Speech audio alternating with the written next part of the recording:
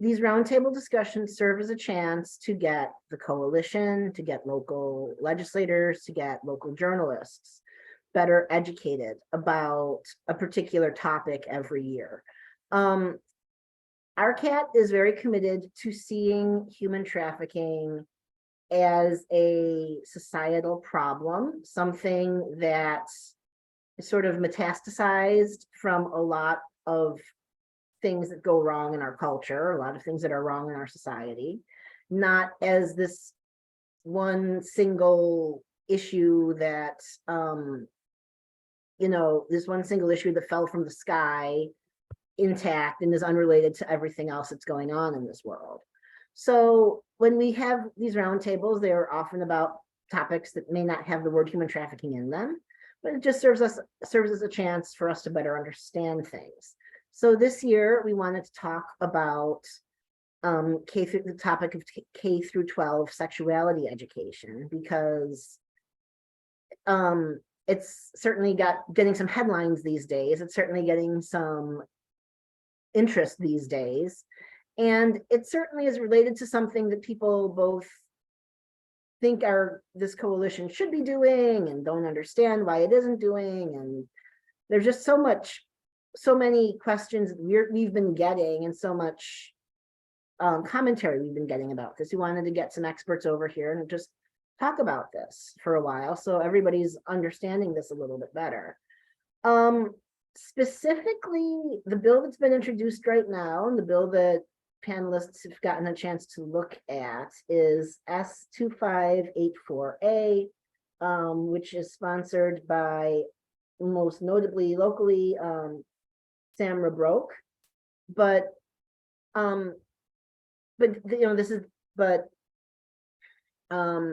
we're going to be talking about general topics related to this whole thing as well, because the legislative session has just started, and who knows what else is going to get introduced this year. So without further ado, I'd like to introduce our panelists. And panelists, as I introduce you, just talk a little bit about who you are, what you do, and why, how this topic intersects with your life. So first, let me introduce Kilolo Moya White.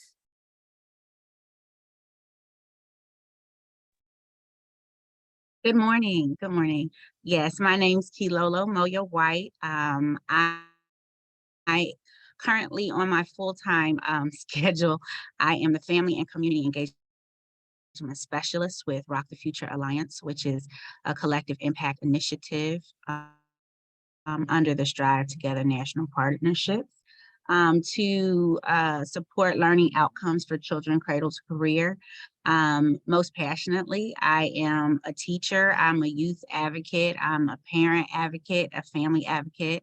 And so this conversation directly intersects in my life, because as an advocate, it is essential that you support people in understanding their right to have a voice and to advocate for themselves. And reading this bill, I think it's beyond time. I'm so thankful that this type of legislation is being spearheaded and championed by so many people. So thank you, RRCAHT, for the work that you've previously done and continue to do to advocate for the voices of our most vulnerable, which are our children, and educating our children about within the schools, and showing that there has to be a partnership within the schools and with families to understand what our children's rights are, to use their voices and to have consent, and to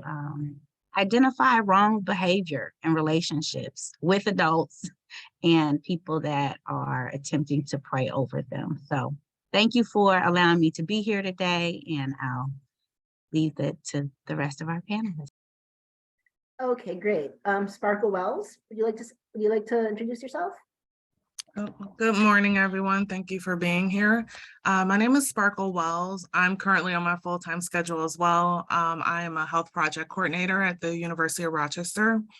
I provide health education in the community. This topic has always been just really close to my heart. I've worked in substance abuse and mental health over the last 12 years, and oftentimes I'm working with victims and survivors of human trafficking.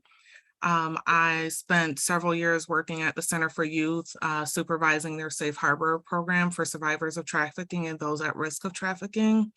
As a parent myself, I've seen the need for this type of education, and just not just for our children, but for our parents to understand as well what those force and coercion behaviors look like, or those social cues from their children that they might be missing out on. So I'm very happy to be here to talk about this today.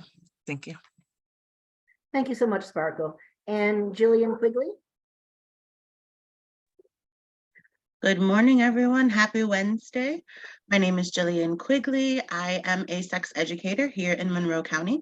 I work for SPCC, also known as the Society for the Protection and Care of Children, and I teach youth ages 11 through 24 sex education, and those youth usually live in our incarcerated facilities, homeless shelters, and group homes. I'm also the director of Rochester Sexual and Reproductive Justice Task Force, also known in the community as RRCAHT. And K through 12 sex education is my life's work. It is what I'm here for. For a long time, not currently, I was also a parent educator through the pretrial system. So the pretrial court system. So if a parent got in trouble with CPS and they said, you need a parenting class, I was their favorite person for 6 weeks. In that time, I got an opportunity to meet probably close to about 500 parents and learn that they too need a lot of this information. And so this is not just advocating for children. Today, we're also advocating for full families and our entire community. Thank you for that, everyone.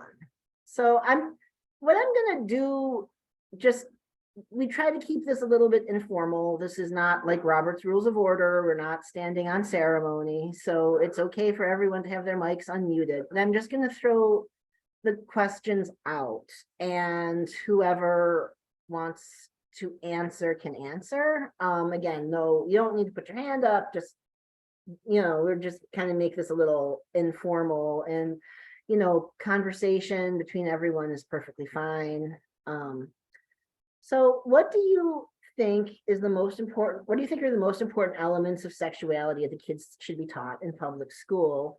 And do you think that the bill as proposed right now in its current form will ensure that these elements are taught? I guess that's 2 questions, but it's okay. So again, anyone can just jump in on that. Okay. So for me, reading over the bill, there are a few more things I would like to see added into it, but I do think it's a great starting point. As a parent, I know just in other conversations with other parents, as soon as they hear sexuality, they freak out. They're like, sex, we're talking about sex. And we're like, no, sexuality is more than just sex. It's identifying yourself. It's understanding, the LGBTQ+I community. It's what's the word I'm looking for? Consent. It's boundaries. It's good touch, bad touch. It's being able to have those conversations with adults to say, hey, I feel uncomfortable with this. Can we either stop this interaction, or can we explore why I feel uncomfortable with this? And I think many of us can speak to not having those opportunities as children. As a mother, the first time my child was introduced to a lesbian couple was in 3rd grade in elementary school. And I remember her coming home and being super excited because she had told the class that she had 2 dads because this person kept saying that they had 2 moms. And the poor teacher was so confused. She called me and I'm like, well, no, she has a father and she has a stepfather. But I realized in that moment that she didn't understand what having 2 moms meant or what having 2 dads meant. So I think it is vital that we start this education a little bit younger. And even just to help with the inclusive piece. She was so accepting. She was just like, oh, these are great, loving people. I've got 2 dads too. Like, it was awesome for her. But I think starting this education at a younger level at appropriate conversation levels is going to be so much better for our community in general.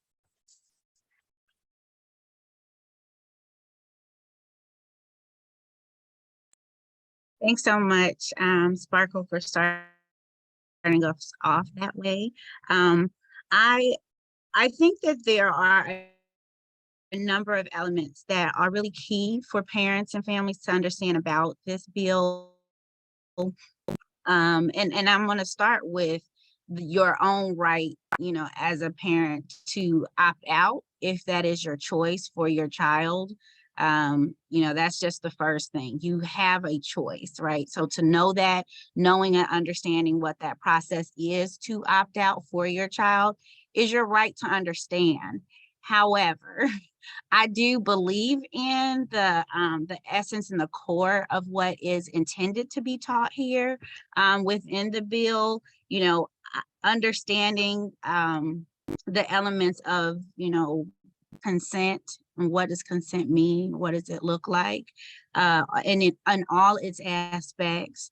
And Sparkle shared a little bit, or at least began to touch on this bill is not total and complete. I think that there are definite elements that probably are missing here. And starting with understanding sensitive conversations within those biological conversations around the trans community, and understand that that conversation does need to start happening earlier on within communities, because there are so many children that are experiencing in their own lives. They may have an aunt or an uncle, you know, that is trans. They may have a brother or sister. They may feel that within themselves as well, right? And having those questions for and within themselves, right? And to be able to identify safe spaces to have those conversations and where they can have those safe conversations with experts. That's very important.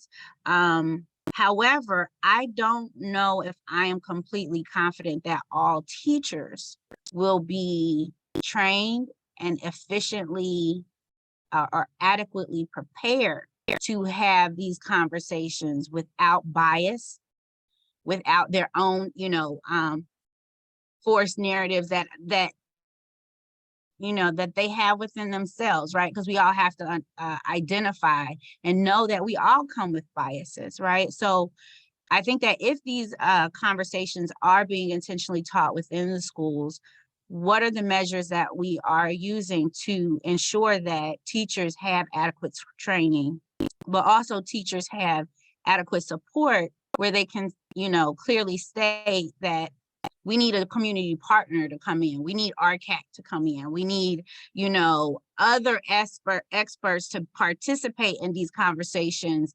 And those experts also are authentic people, right? So, you know, bringing in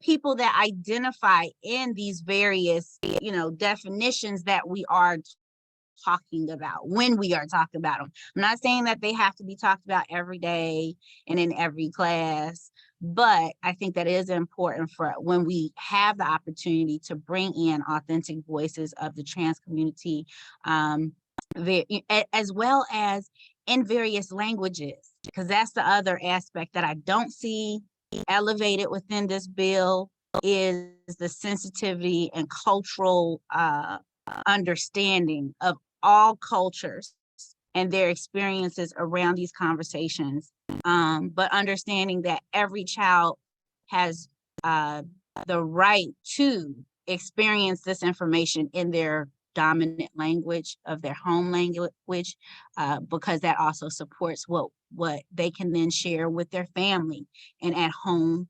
But then again, bringing families in, how are we doing that? And in what ways are we supporting the whole community to have this really serious conversation about protecting our children? So thank you. I love all of that. So I'm doing my best not to be repetitive. The beginning of the bill states that at minimum, they have to at least uphold the national sex ed standards, right? So for those of you who have maybe not read the 76 pages of the national sex ed standards, I just put it in the chat for you, so that way you can just pull it up. And if you scroll all the way down to like page 18, that is when the standards begin of like what is happening K through 2 sex education and what's important. I think the proposed bill in the way that it is a good start for us as sex educators to go in and see, okay, what then needs to be added? Those who have worked on the national sex ed standards have been working on this longer than maybe some of us have ever been in our career, right? And most recently it was updated because these are updated typically about like once every decade or so, because life changes. Social media has influenced life and youth in a completely different way. I think as long as we continue to make it age appropriate, medically accurate, and inclusive, like we will be okay. I 100% agree that teachers who are already in our elementary schools and in our middle schools, this does not need to be added to their plate. We already see that we've got a shortage in our teachers. We already see that teachers are overwhelmed and overloaded. And there are people like me and a bunch of people who are actually sitting in this panel right now who do this for a living. This is our life's work, and we would love nothing more than to be utilized by the public school system in order to make this work, and in all of the ways that make the school system happy and the parents happy. Okay, thank you for that, everyone. And yeah, I mean, I grew up in the household with both my parents were teachers. I went to SUNY Geneseo, which at least at the time specialized in training teachers. There is nothing magic that happens to a teacher that makes them comfortable talking about sexuality. I do think that's a very good point, and thank you for bringing that up. Yeah, there is no magic day in teacher school where somebody waves a wand and poof, you're good at this. So with that said, how do you think that what's proposed now, the K through 12 sexuality education as proposed now, will affect both the current laws, such as Aaron Marin's law, and voluntary efforts that a lot of schools are doing to educate specifically about child sexual abuse and healthy relationships? And again, everyone just, jump in. This is a conversation. This isn't a panel. This isn't a game show.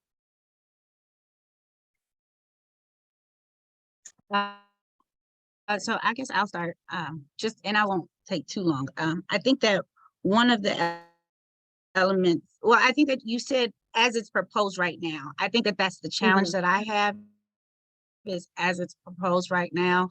There are elements of this bill that don't touch on internet safety and how the internet or the web is really a amplified source, especially in the age that we're talking about of children, right? Our children right now are growing up, as we know, in this super hyper internet age, but also social media. So there's more direct access to children.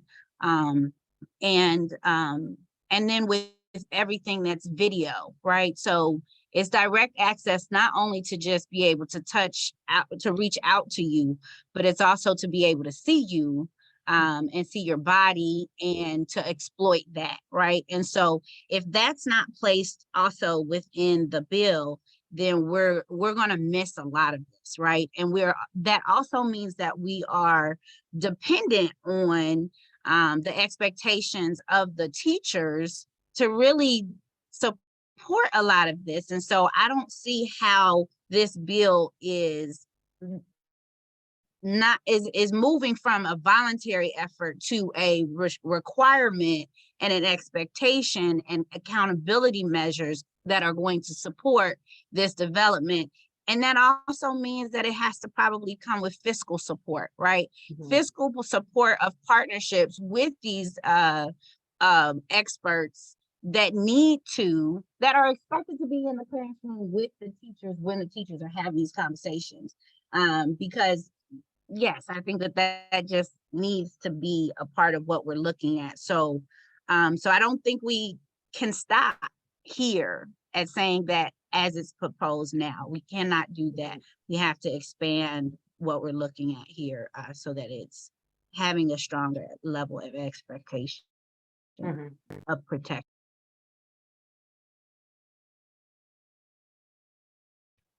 Well, that definitely spoke to what I was going to say about funding. My concern is, as a parent of the district, we're already struggling. We don't have enough teachers. We don't have enough social workers. We don't have enough therapists. Like, resources are very limited. And to now then add this expectation on top of all the expectations they already have and are struggling to meet is a concern. Also, teachers are humans. So just because you train them to do this doesn't mean that this is something they're comfortable doing. Mhm. So I definitely would like to see the expectation more around training for awareness for teachers, but more so bringing in experts to do these tasks so that that burden isn't placed on the teacher. And I definitely love how you talked about the internet portion. This Rochester City School District, they give their kids tablets. Up until, I want to say, about 6 months ago, those kids have free reign over most of those tablets. The tablets were monitored. They were monitored for trigger words. I will say that. I did witness a parent get a phone call because a kid typed in a trigger word that was for suicidality. So that Ooh. triggered the school to call the parent and say, hey, we're concerned about your kid. So that's great. If they could expand that to trigger words for human trafficking, that would be awesome. But our kids are so internet savvy. Yesterday, my daughter came to me and said, hey, there's a kid missing from my school. And I said, oh, how do you know that? I'm expecting gossip or Facebook. And she pulls up the missing children's website. And she's like, I follow them. And I'm like, oh, okay, that's great. How did you learn about that? And she goes, oh, well, because we're mutuals on Instagram, I started following people off of your list. So, I didn't even think about that. I just thought I was a mom being safe by following my child on Instagram, not realizing that, hey, she saw this as a tool for other resources. So I definitely think that internet safety and culpability should be added into that as well.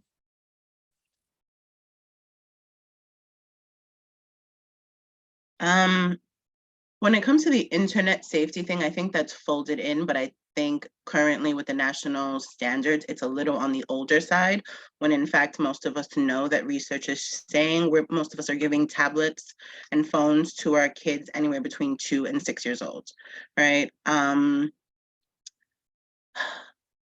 I think that current laws and people who are making sure that this is not in place are going to go nuts if this is honestly put in place.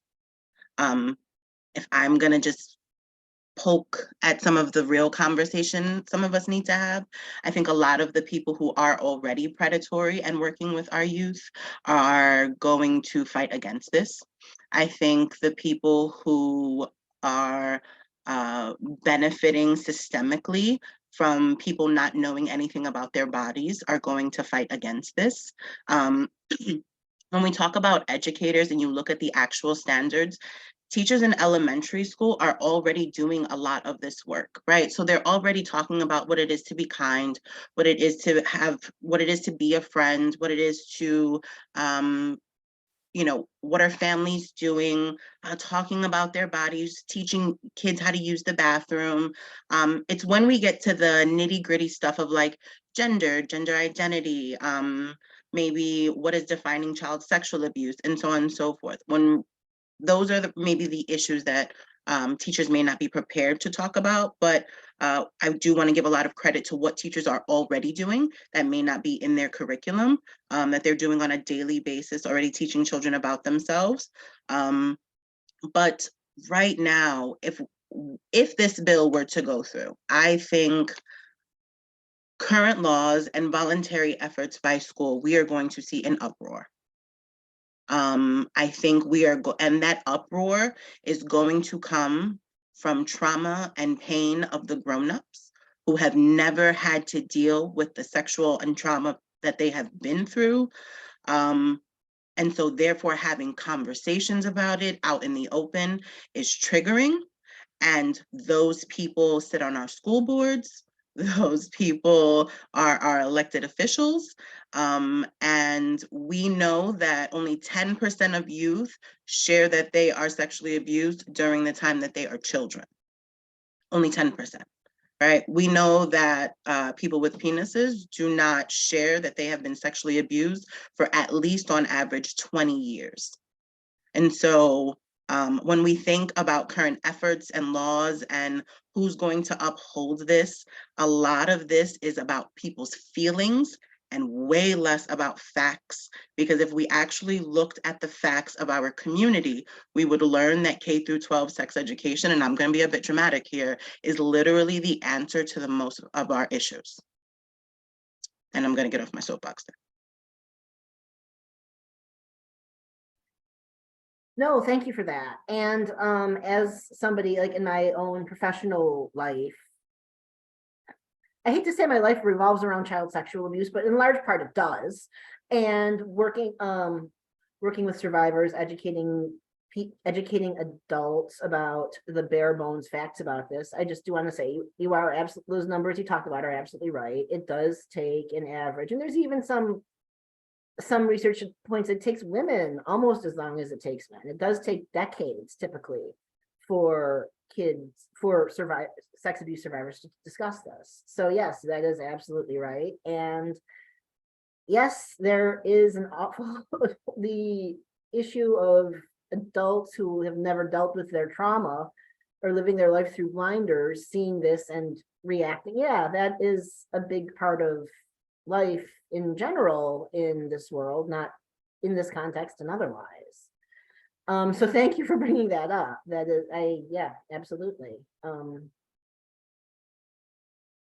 Okay, collectively, what do you folks think is the most important thing for parents to understand about sexuality, age-appropriate K-12 sexuality education? Not necessarily in the context of this bill, but what that term even means, what that means to parents, what that means to children, what that means to the rest of the world.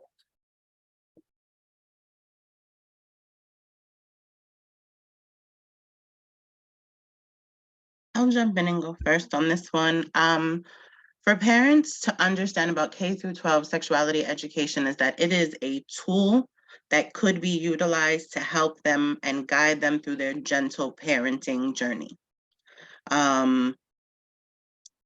Gentle parenting is sort of a new terminology for a lot of people. And as we step away from doing things in an old way or a traditional way, or even if we uphold those traditional values, K-12 sexuality education can be your best friend.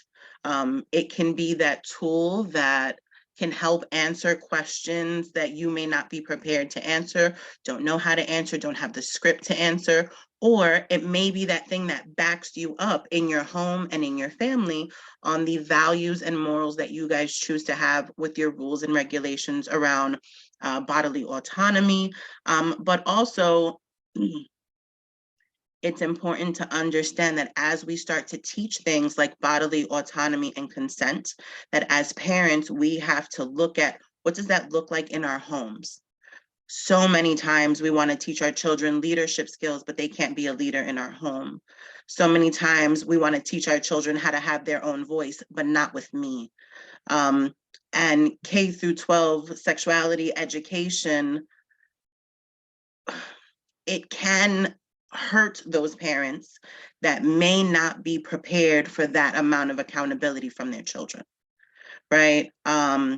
So many parents want their children to be able to stand up for themselves. But if a child says, you did not ask for consent to come into my room, you did not knock on the door, you just opened the door, what does that look like? And I think a step forward that would be so incredibly helpful, aside from having parents on the panel or making decisions to make sure that this curriculum is great, I think there needs to be a huge part of parenting, ongoing education to get parents up to speed, right? Because sometimes a lot of us didn't get sex education, and we know that. A lot of us, we all had different types of sex education. I know so many parents, I mean, 4th grade math is really hard. And I've done that with like my siblings, right?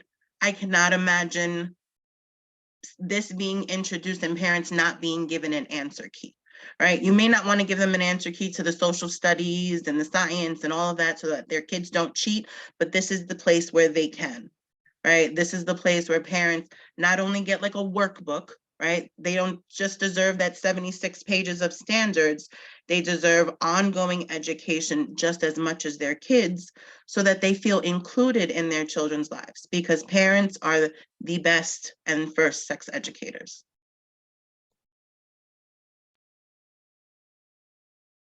Wow. So I'm gonna just highlight and amplify Jillian.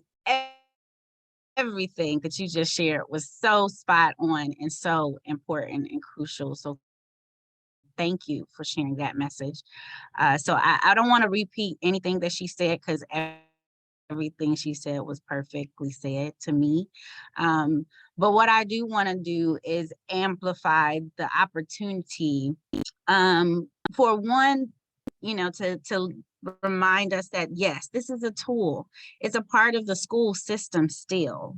It doesn't interfere with your opportunity and your right as a parent to elevate those other programs, community programs that still do this type of work, supportive work in smaller, more intimate communities. And I'll just start off with sharing my own experience in Girl Scouts as a child.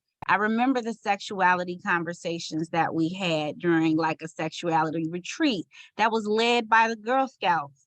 And my mother had an opportunity to be a part of that, right? And it was an overnight experience. I'll also highlight opportunities and community efforts that are more cultural, like rites of passage organizations. For African American youth, rites of passage is something very crucial. And so those community organizations that are doing that type of work, to feed into those, to enroll your child in those community groups, because those are the places, again, where there are smaller, intimate community circles where elders are teaching and sharing and hopefully being open with children to create those positive, strong community spaces where children, again, can see the difference between positive, strong community relationships and then being able to know and see ahead of time, this feels uncomfortable. I don't like this relationship. I don't like this is where this is going, and feeling comfortable to advocate for yourself and to say that. One of the things that Jillian shared that was so pivotal was, in your own house, does your child have the freedom to speak? Does your child have the freedom to advocate for themselves and say, and have consent and say, hold up, I don't really like the way that you did that, and feel comfortable saying that to mom and dad? And are we still those parents that are saying, no, you can't speak back to me ever, right? Oh, but also as a parent, are you apologizing to your child, right? How often do you go into that vulnerable space to say, I did something wrong. I violated that circle of love and care and trust between us. And it could be something as small as just shutting down a child and saying, no, be quiet. I don't want to hear it right now because you might be angry, right? So we're all human. We have all of that humanity within us. And so, of course, that then again becomes a difficult situation for a teacher in a classroom, because I was a former teacher for many years in the city of Philadelphia and in Delaware. And that's hard to be in a classroom classroom by yourself, and then all these children are looking at you for guidance. But what if you make a mistake? And what if you say something that is wrong? What and when, right? Because it happens when you make a student feel uncomfortable because of something you may have said, because culturally for you, that's maybe the way that you do things in your house or in your culture and in your experience. But for that person's culture, for that child, it may have been uncomfortable. It may have been something that was just a violation and you just didn't know as the adult. But being able to acknowledge and say, I apologize for not knowing that. I apologize for my own bias, cultural bias that I have, and sometimes not being able to foresee that, but I can apologize and I can change, right? How can we work together, allowing those conversations openly with children to say, how can we co-create rules of engagement? How do we co-create that cooperation contract that's happening in our classrooms? And the reality is that most teachers are not even doing those types of things, right? They don't have necessarily cooperation contracts in their classrooms. You know, they may have those rules, right, of engagement in their classroom that say the student does not talk. The students have to be silent, right? I've been in schools where you walk in through the building. I've been in summer programs that are sports camps. And when you walk through the building, it is silent. The children are walking in silence. How is that engaging? How is that, helpful? How is that loving? I'm getting off on a tangent and I apologize. But I think that in this law and in this bill, I didn't see those elements or those recommendations or expectations of community engagement, right? And how the community is being engaged with this conversation of K through 12 sexuality education. And as Jillian said, many adults have not even faced their own understanding of their own sexuality in many cases, right? And all the different facets of what that looks like. So we're really helping and supporting an entire community in this. And it's not just K through 12, it's all of us. So what are we doing to make sure that we're all being educated appropriately?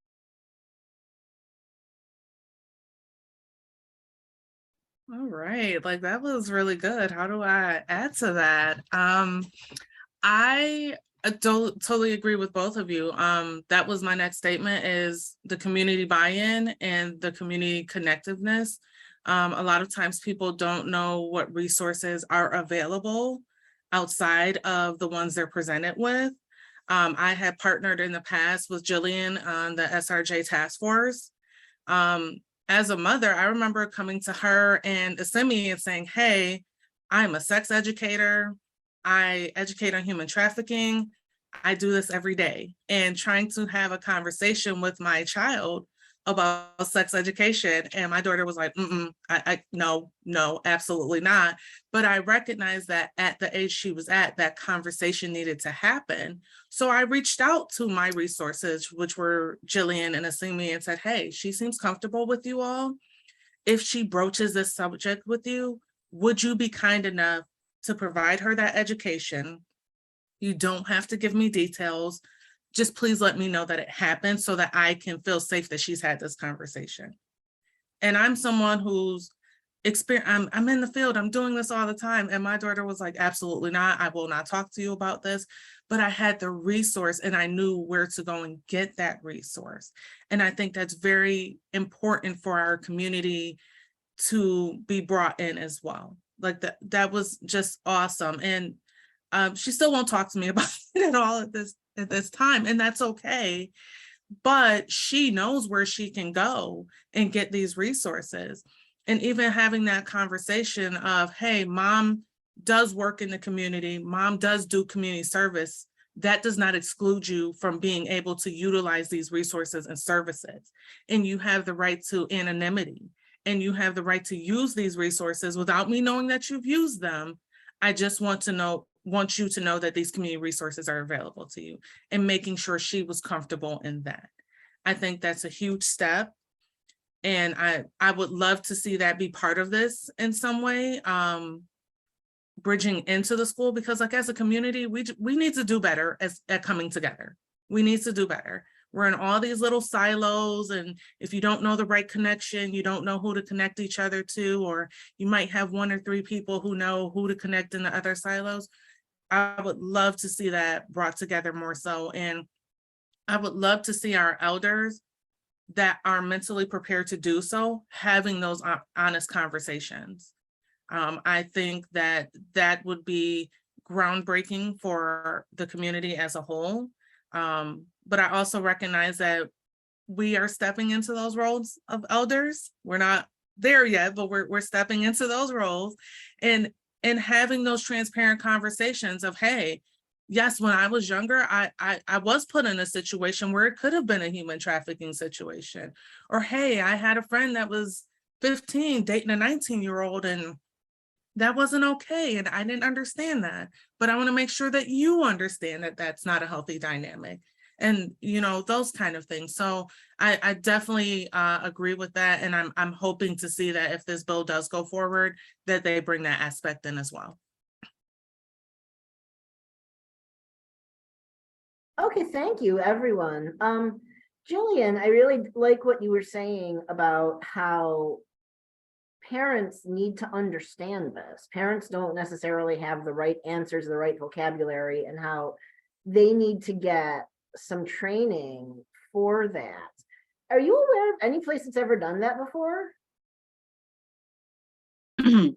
Not locally. Anywhere? Yeah, so locally there's a couple of things. So there's been Family Talk has been around for a really long time.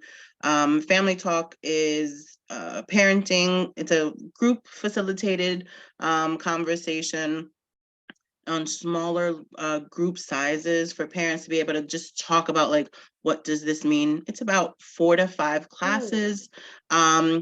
Currently, the CAP grant under the city of Rochester does they do Family Talk and Caring Conversations, which is an online sort of virtual conversation about how people who either work with youth, who live with youth, who interact with youth in any capacity, how to talk to kids about just their bodies, their sexuality, puberty, so on and so forth. And there's a lot of that. On a national level, there are so many resources. There's an organization called Sex Positive Families, and they're probably my favorite resource. And they have a website that you can just go in and put any word you are thinking about when it comes to body, and books, podcasts, articles, all of that will come up. I know Bavona Child Advocacy Center does their own education as well. I think there's a lot of local people doing this sort of bridging education, right? People who work with youth, people who understand what adults need, and can sort of be that middle person. And that way parents are not feeling left out, because right now that's our biggest issue, right? Parents are feeling left out. And, you know, we talked about parents are not just parents of their child as much as they want to be. When you become a parent, you become a parent of the community. And Sparkle was sort of talking about, like, that village, right? When people get pregnant, they talk to them about, like, it takes a village to raise a child, and then you have a child and you're like, where's that village? Because in 2023, like, that village doesn't really feel like it exists for new parents. And it doesn't really feel like it exists for any parents. Any parenting group I've ever been a part of, any Facebook parent group anybody is a part of, if you go on at 3 o'clock in the morning, there are parents across the nation talking about how lonely they feel as parents and how unprepared they are at every single stage, right? That first child, you have never been a child of a fill in the blank of their age. And so that village support, there are so many community resources that could help that parent feel like they have that village support. like, for example, there's an organization here called Parenting Village. And they're really helpful when it comes to all different types of education, not just sexuality education as well. Okay, thank you for that, because I've, in stuff that I've done professionally, it's things that I've looked at where specifically talking about teaching kids about child sexual abuse in school. It's like, okay, so what then? They go home and they tell a parent that something has happened to them. And we know that statistically, most of the time, the parent is not prepared to handle that properly. What between knowledge, between the parent's own trauma, and between possibly the parent just not wanting to upset the apple cart and not wanting to bring this forward. So that is, that how the way to support parents as their kids are learning about these difficult things has been something that, I mean, has, I think, taken years off my life as I've tried to plot some of this out. I think also because parents don't know the stats, right? Parents know what they feel. Parents know what makes them feel good and what doesn't make them feel good. When you have conversations about child sexual abuse, a lot of the time, people who do what I do, we are looked at as groomers. Right, that's our word, right? That's the word that last, like, people use to, when that became the word du jour. Yes, right, like that's the word that a lot of people are currently using regarding sex educators, and I get it, right? That word is being pushed by actual groomers within the systems, right? Because they don't want you as parents to be educated, because the less you are educated, the more they can hurt your children. And I know you're probably like, this girl is so extra, but the stats unfortunately say that stranger danger thing that many of us learned maybe anywhere between the 60s and the 90s, though it is important to still teach that, that's not the most important rhetoric. Right, 90% of child sexual abuse is happening by someone that your child knows and trusts, someone that you, as a parent, put them in front of. And so when we have this conversation, that is the bigger conversation we need to have. Just like when we talk about unintended teen pregnancy, right? We have that conversation and we push, the evidence-based programs that we are taught to teach, when in fact the conversation we're not having is 80% of people who are getting pregnant between the ages of 13 and 18 are getting pregnant by someone ages 19 through 27. We're not having that conversation in our community, regardless of race, right? And so there are bigger conversations that need to happen on a parent level in order for people to be able to even absorb this information, right? If we want parents to be able to teach consent, we have to see, like, do they even have consent in their own relationships? We know that Willow Domestic Violence Center, right, our local DV, like, the phone calls, the amount of information, I think there were over 5,000 reports made in 2020, over 43,800 domestic disputes called to 911 in Monroe County.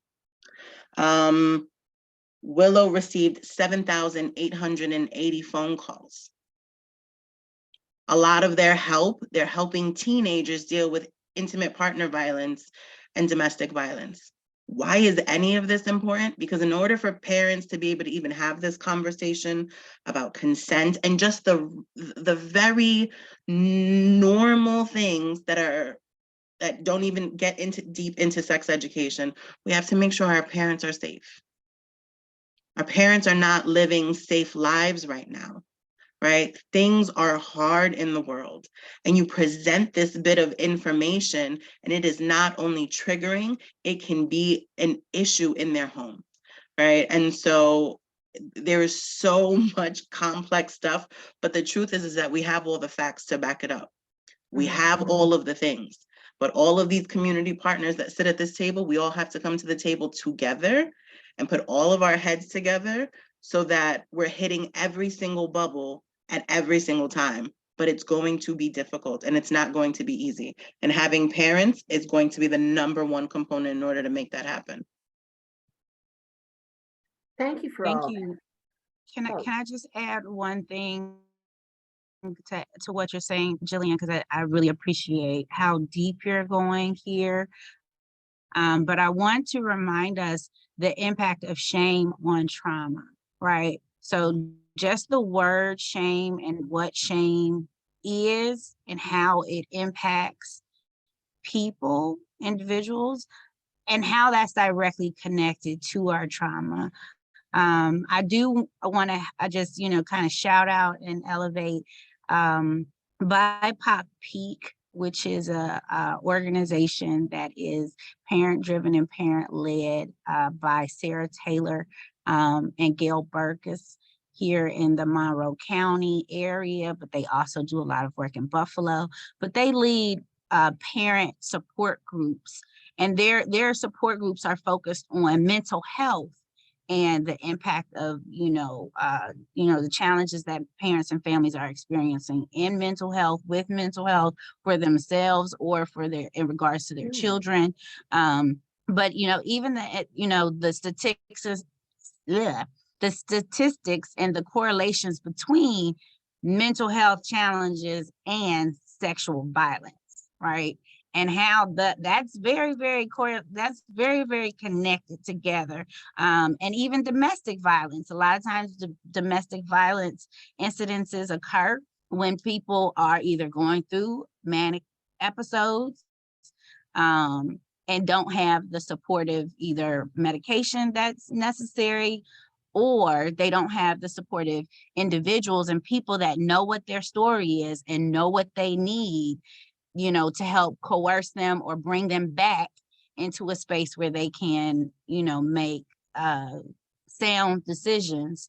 And again, how that again is directly correlated to shame, right? If I can't emotionally, regulate myself because my medication, lack thereof, stigmas around medication, all of those things, that directly impacts my self-esteem and ability to function daily. But then I also have children that I may have, had to put in front of people that may have violated them, or I know there's something going on, I don't know what to do, but I don't have any other choice, any other option. So as Jillian said, our families are being pigeonholed a lot of times economically, right? Because of our economic opportunities, access to sound and safe housing, as has been stated in this space already, right?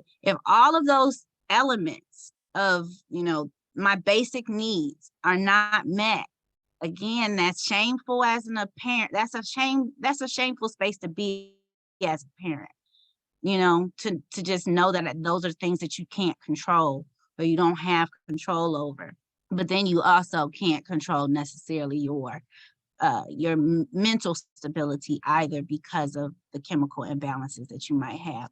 All of that is very challenging, and there are not enough spaces, resources that are being made available without the barriers of, well, you have to apply here, and then you have to go here, and then you have to jump there, or you don't have the financial resources, you don't have Medicaid, you don't have, there's certain things you don't have, but then that's all still my responsibility. And all I want to do is just send my child to school, and I expect that to happen there. But even that, a lot of times, is a very dangerous place to send. Like to just send your child to school, especially because there are some times where there are things that are happening at the schools and it's violent, and there are horrible things that happen at schools and parents are not informed. So your child is going through really awful experiences in the school building, and nobody's communicating with you at home unless your child doesn't come to school. And then they're saying that, well, now we're gonna call the case on you because you didn't send your child to school. Like we got to fix a lot there's a lot that needs to be fixed. There's a lot that needs to be addressed. And yes, it is all rooted in this conversation about sexuality, consent, understanding, and educating the whole community, not just our children. But thank you for now placing the center of our lives being our children and protecting them and putting a law behind that. So Samra Brook, thank you. And all of the other senators that signed this and that are behind this, thank you for doing that, because we have to do more to protect our children. Thank you. Thank you for that, everyone. And for my last question, we've kind of touched on it a little bit, but I want to take a little bit of a deeper dive into it. You know, what do parents get wrong or forget when it comes to the way sexuality is typically discussed in our homes?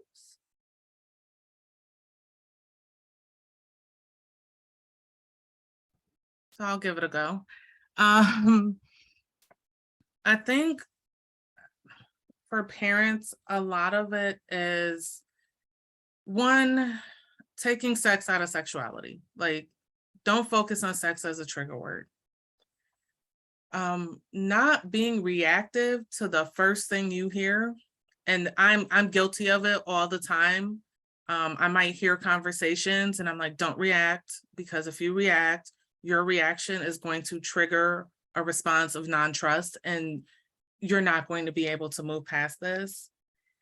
And I don't want to say picking and choosing your battles, but picking how you initiate how to move forward is very important as a parent of a teenager. And like Jillian said, you're not just that teenager's parent. I have a circle of parents where we're parenting each other's kids just as support. So if I hear a conversation, I have to pick in that moment, is it a crisis where I need to jump in and say, hey, no, this is dangerous, or is this a moment where I can teach my daughter how to navigate that and how to navigate that with her friend to be safe?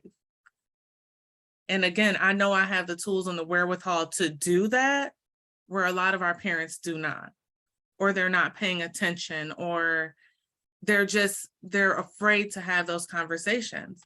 There are times that as a parent, I am very afraid, like, I hope this doesn't burn a bridge, but you need to know that your friend's not being safe in their interactions with this person. And if you're not comfortable having that conversation, who do we have that conversation with so that your friend has that information and so that you get to a place where you can feel comfortable having those conversations? I think that that's a large part of it, is the education, being comfortable, picking those battles, staying away from the old style of, I'm your parent, so I'm saying this is how it's done. And I don't want you hanging around that girl because she's out here being loose. And no, this young lady does not understand the situation they're in. And disconnecting them from you is going to be damaging on both sides. But how do I protect you so that you don't enter that situation? So, I mean, there's so much, there's so much. I could go on all day, but really just getting the education and really taking my feelings out of it and trying to focus on helping the youth that I'm working with be healthy and not being shocked or animated when I do hear something shocking. So there's a lot I could go on about all day, but I really think that's the basis of it, is taking the shock out of it, learning how to support and not be reactive, and really trying to choose those battles, and not battles, but how you navigate that situation, and really empowering our youth to have those conversations within each other as well, so that they feel safe in doing so.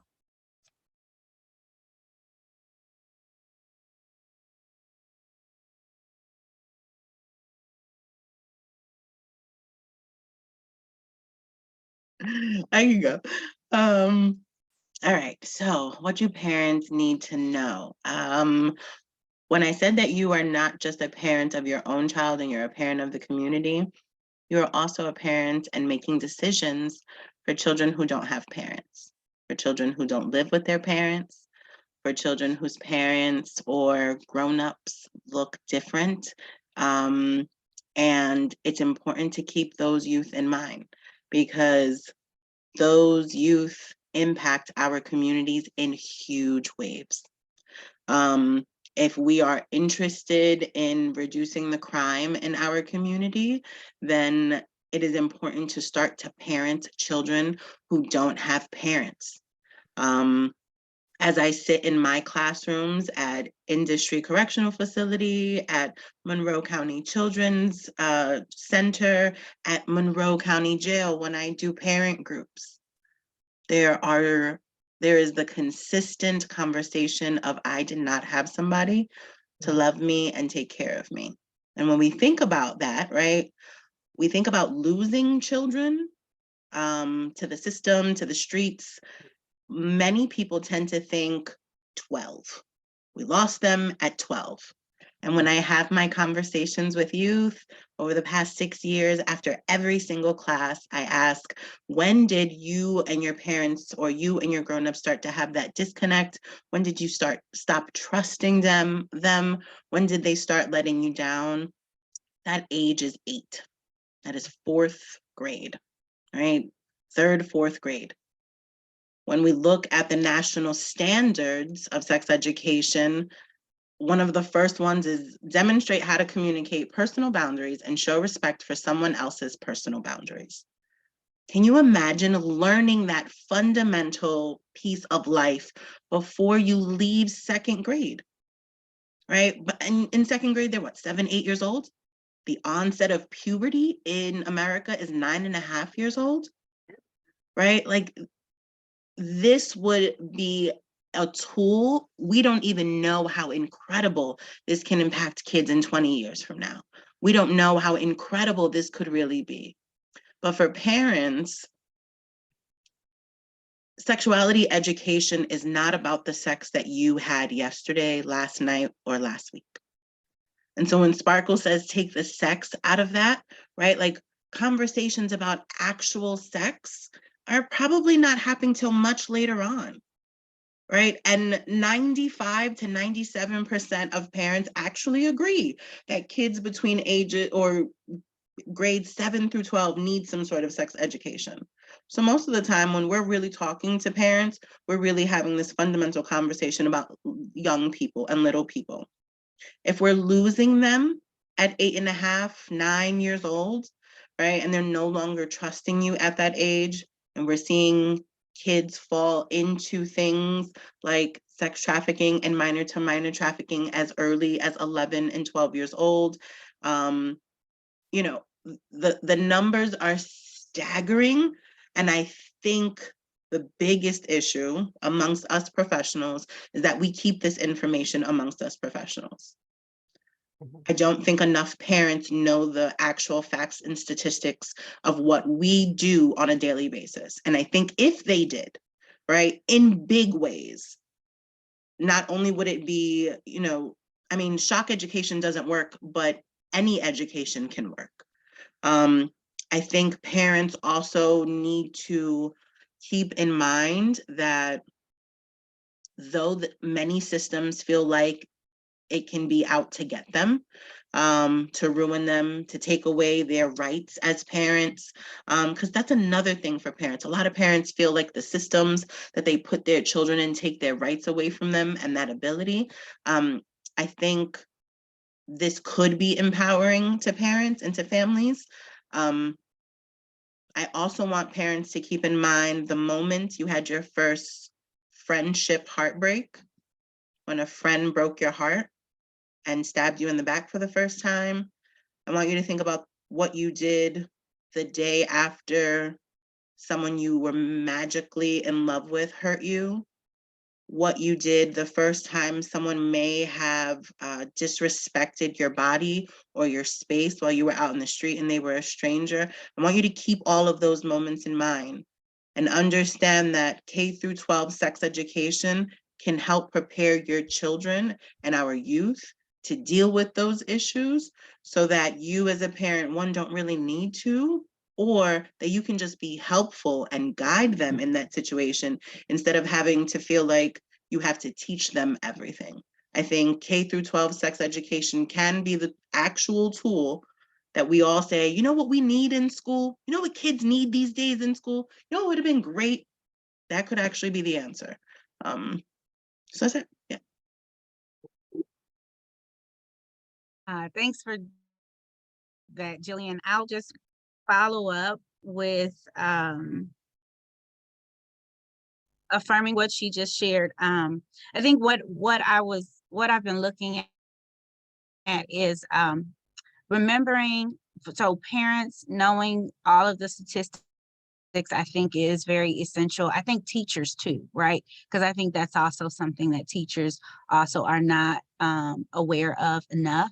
The staggering numbers, especially the numbers that are directly correlated with the grade that they teach, because sometimes we're not even acknowledging that children are more, there's a specific age level where they may be more intentionally groomed. And then there's a specific, risk factor at a certain age for them to actually then be trafficked and taken out of their homes and into other spaces, right? And so what are the things that, we need to do to help mitigate those things? I think that that's important.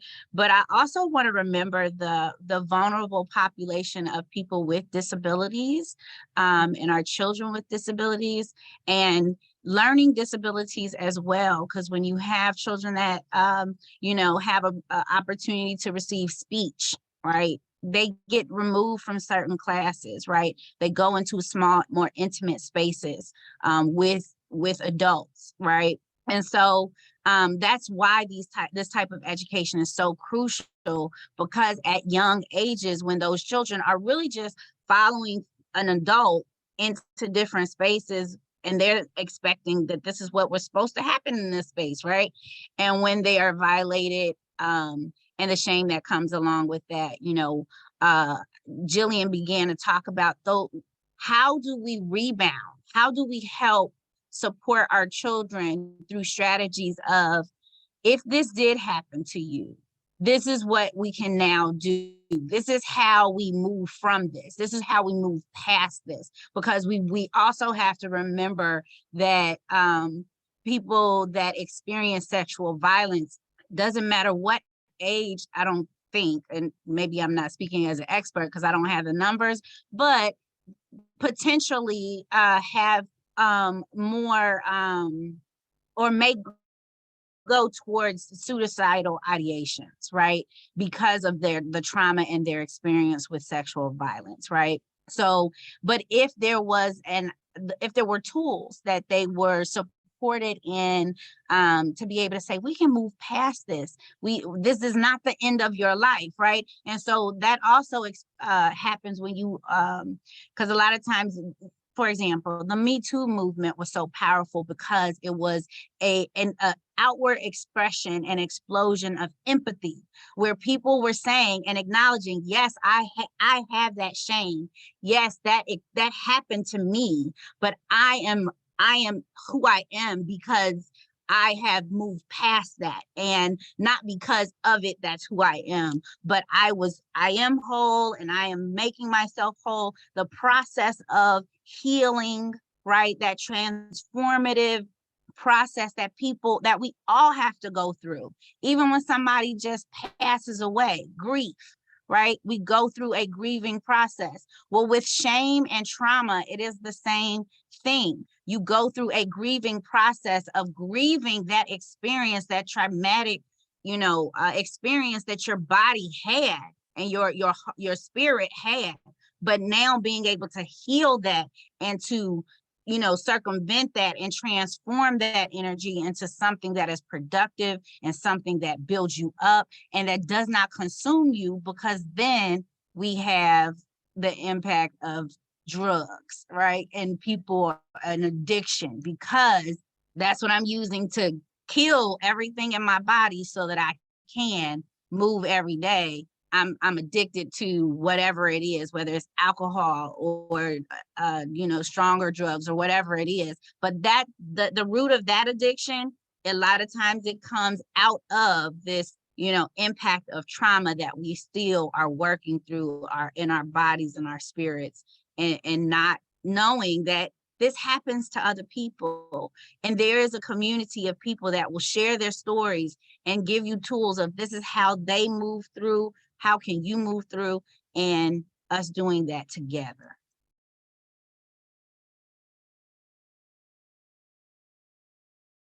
Thank you. Yes, thank you, everyone. You've given us so much to think about, and given legislators who are watching this so much to think about. As I think you all realize, this is being recorded. Legislators will be able to view this after the fact. I mean, we're not, it's for people who have a vested interest in this, but yeah, legislators are going to get to view this. So this is going to play a real time, real life role in changing the world. So thank you for bringing so much expertise and wisdom and lived experience into this. Since we've got a little bit of time, all of you basically said that the proposed legislation is sort of a good start. Since we've got a little bit of time, let's just expound on what you would like. Perfect world, not the ridiculous politics we're dealing with right now, not necessarily the ridiculous budgets and budgetary constraints we're dealing with now, but perfect world. What would you like to see? How would you like to see K through 12 sexuality education written down and implemented? Yep, anyone jump in? I've got my answer. It's my life dream. I see it as like perfect world, like every school having their own sex educator, right? Like just someone on the budget doing the sex education stuff, doing handling all of the issues that come along with that, right? Helping the social workers navigate that. What happens, because social workers, they have so much to deal with, right? And they may not be prepared for that sort of situation. And helping folks within the schools, like be able to deal with any sexuality issues, and them being like the hub person. I also think I would love, because it's definitely not in the standards, to start talking about pleasure. Right? When we talk about sex and we talk about bodies and we talk about it in such a preventative way that it like just the way the curriculums are written, it's shameful, right? Like we have not really moved far from, Mean Girls, like have sex and you'll die, like in our curriculums. I'm being very honest.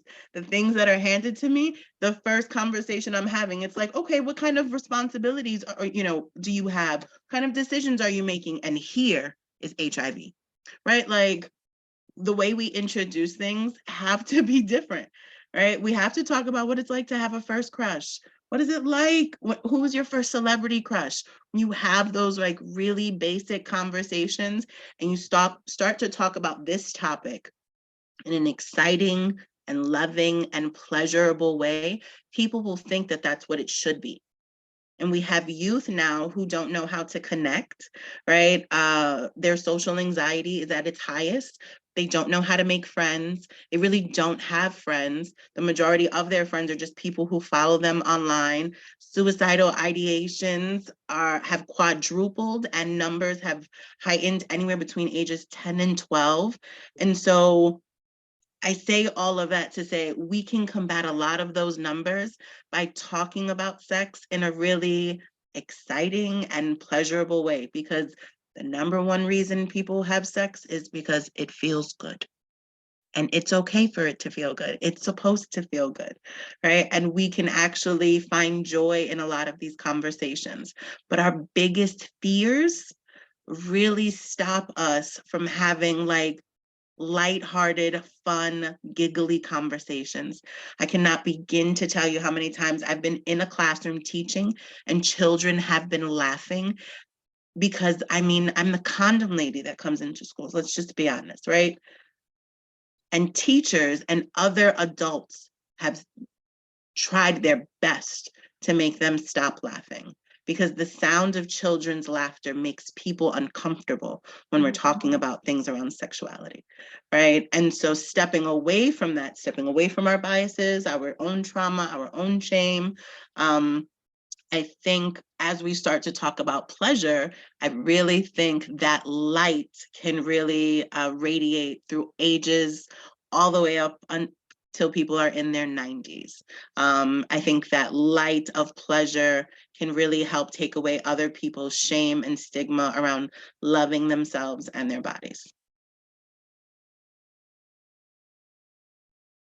Jillian is the only she is the main expert, at least. I did not have to be here. Jillian got this. No, I love that as a recommendation for the solution. I would just amplify and add to that to say it needs to be a team, not a person, not one person. That person is gonna need a team, right? A team of people to support the vision of that work. But it has to be a team of people that then also are going to reach out to organizations, community organizations, adding partnerships to that school, right? And so every single school needs to have an added person, team, budget for this work to actually be effective and to make it work. We should see more community organizations going into our schools and partnering with the school to lead a workshop, because then that's going to take off some of the responsibility of the teacher, because, okay, on this date, you don't have to plan a lesson. We got this. We're going to come into this particular class and we're going to support you. Now, that doesn't mean that the teacher can leave the classroom, because ultimately this is a part of the teacher training too. The teacher is being trained at the same time sometimes as the children. And I love how Jillian said, and at the same time with them to be able to say, it's okay for the children to giggle. It's okay for them to laugh. It's okay for them to experience joy in a classroom, and saying, yes, that's funny because that looks funny, right? Because sometimes when we're talking about our biology and all of our different parts, yes, when we look at some things, we got to make light of it. We have to experience, those soft moments in education. Everything is so hard and rigid, and it's already stressful to know that you have to protect children, and you got to really even protect yourself, right? The example of a 6-year-old, making a choice, whatever, to bring a gun to school and shoot a teacher, right? That's heartbreaking, right? And but what happened to that child, right? What made that child do that? What were the conditions that caused for that to happen? I'm not saying that the teacher did something. I'm saying that there was something else experienced that happened. And we have to see, what are we doing to, again, bring love and funness and joy into our classrooms, bringing passion and pleasure. I don't know about pleasure, but pleasurable, because pleasure doesn't have to be sexual, right? Right? I have a pleasure of seeing, because sometimes teachers have some classes, the whole class, everybody just vibes, and you have a pleasurable class. Like, this is a classroom is a pleasure. And then there's sometimes where the classroom is just real choppy and the children are not vibing together because they don't really like each other for whatever reason. That's not pleasurable, right? But what are you doing to bring joy and love and peace into that classroom? Are you causing it and making it more unpleasurable? So just remembering, how can we all do that together?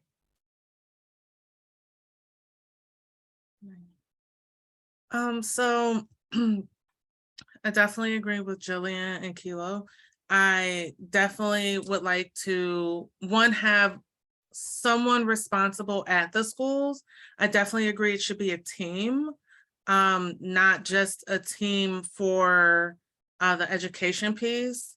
I would like to see a therapist so that the youth could interact with the therapist. I would also like that the parents could be able to interact with the therapist for support. I would love if it was free of cost to those students and those parents. And not just in an aspect of hey, I'm here, I'm going to give you a few tools. Like, no, let's talk about what made you uncomfortable in this situation. Is there a significant need for a mental health referral out? Like having that connectivity, being able to assess, hey, mom had a sexual trauma when she was younger. You really need some support, and I can continue to support the student on my end. I would love to see a connection with Trillium or Jordan Health Center. They have the mobile buses where if a student is engaged in sexual activity, they can get tested right on the bus if that's something that they need, or if they've been a victim of a recent assault, helping to remove that stigma from, oh, you see the Trillium bus, HIV. No, like this is a normal part of our community. This bus could be here doing physicals for sports, this like normalizing our community medical providers being in the community. And I would love to see like, not a committee, but someone that like maybe a case manager that can check in with students and parents and see what they're finding helpful in the curriculum, what they're not finding helpful, what they would like to see done differently. Because I feel like a lot of times we get things out here and no one goes back to check and see if it's working or if people are being receptive to it. So that's all I got. Amen. Or it takes too long, Yeah, right? Like those evidence-based curriculums that many of us have to teach, that took 5 years to just get that evidence. And then it took years to put it together. And now I'm teaching and my videos look like they're from 1992, which is fine for me, right? Because 1992 to me was only like, 5 years ago, but really it was like way longer, right? Like I can't even add it. I'm too old to add it up right now. I really think, I'm losing my mind from laughing. I think too many times we think about this in a very boxy way. I think we try to fit things like legislation like this into how does this fit into our schools, when in fact we really have to say, how do our schools fit into this, right? Like we try to make this just like a standard thing, like the factory sort of running mill sort of thing all of the time. And I think we have to step away from the standardized thinking of education, and realize that this K through 12 sex education is really the emotional intelligence portion that our schools are missing. Right? Like it's not just all of the sexuality stuff. It's not just, it's really learning who you are as an individual and who other people are, learning how to respect other people, learning how to respect yourself. And those are the core values of sex education. All of the other things, like those are just sprinkles on top of the cake, right? Like that's the fun stuff, right? But like the cake itself is really about bodily autonomy and how does this person live, function, how do they find their purpose in this world? And I really, really, really think that in order for this to be at its greatest peak, many of us are going to have to step out of that parent role, out of that educator role, and step into that advocate role to really push people to understand why this is so important for our community, not just now, but in 10 years from now, in 15 years from now, so that our numbers can go down and start to reflect the things that we want to see. wonderful. I mean, thank you. Thank you all for spending the morning with us and for contributing so very much. We are interested in putting together a resource list for attendees and probably to broadcast that more widely. If offline, I mean, you don't need to do it right this minute, but you have emails from several of us, all of you. If you could share some of your favorite resources about this topic, we will do our best to disseminate those to people who need that, because obviously a whole lot of people do. And I mean, I've I'm learning stuff. I'm learning about resources today that I've never even heard of, and that's not something that I'm proud of. But it obviously there are things out there. There are resources out there. They're not doing enough good if not enough people know they exist. So that's one simple thing we can move forward today.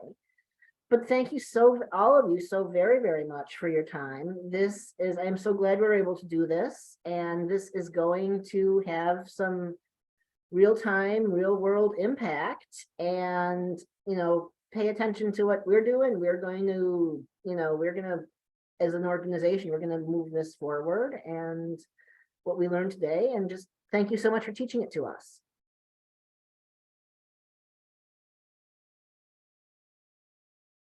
Thank you for having us. Thank Oh, you for you're doing welcome. this. Thank you for advocating for this. There's not enough people having this conversation. The majority of the conversation that people are having at school boards is really about, against it. And there's very little conversation about for it. And there's a lot of parents who are for this. There's a lot of, really amazing parents out there who are just like, I don't know anything, but I want you to come in and do all the things. Right. And like, that is the simplest of conversations. And for those of you who are like, I don't even know what that means. As educators, we know what that means. Right. Like, we get it. Right. And we're here to help out. And as other professionals, right, some of you, your kids may be grown. Right. You may be in between that like grown kids and like grandkids era. Right. But you work with kids and they're experiencing things that are out of your scope, right? Like that could be us. That's what we could be here for. Yeah. Yes, again, thank you so very, very much. This was so educational and so just profound for all of us. Thank you.